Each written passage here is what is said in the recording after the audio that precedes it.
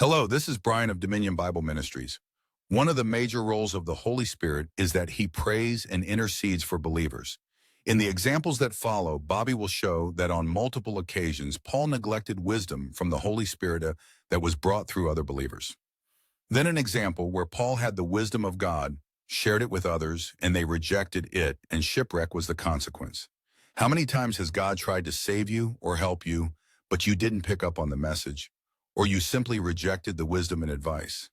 This wisdom of God frequently comes through other people. Pray and ask God to help you discern him speaking to you, whether direct thoughts or through people. God bless you. All right, so let's talk about some examples of intercession. So when we look at Paul, we get some really good examples from the book of Acts. And Acts chapter 21, verse 4. And finding disciples, we stayed there 7 days.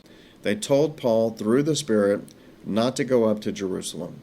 Okay, so here the Holy Spirit was interceding for Paul, and he gave thoughts to other disciples, and the other disciples were telling Paul that he should not go to Jerusalem because bad things awaited him.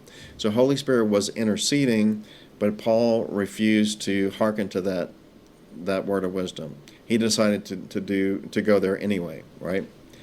Then again in verse 11, when he had come to us, he took Paul's belt, bound his own hands and feet, and said, "Thus says the Holy Spirit, so shall the Jews at Jerusalem bind the man who owns this belt and deliver him into the hands of the Gentiles."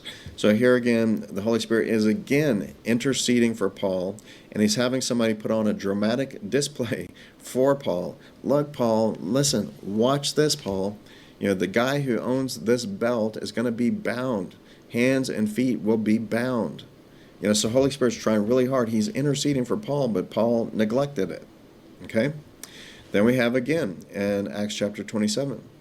Now when much time had been spent, and sailing was now dangerous because the fast was already over, Paul advised them, saying, "Men, I perceived that this voyage will end with disaster and much loss, not only of the cargo and ship, but also our lives." So again, the Holy Spirit was interceding for Paul and all the people that were on the boat. And if they would have listened to Paul in the very beginning, then they could have avoided this, disaster that happened. Fortunately, God did save every one of the lives, and so no lives were lost, but all of the ship and all the cargo was destroyed.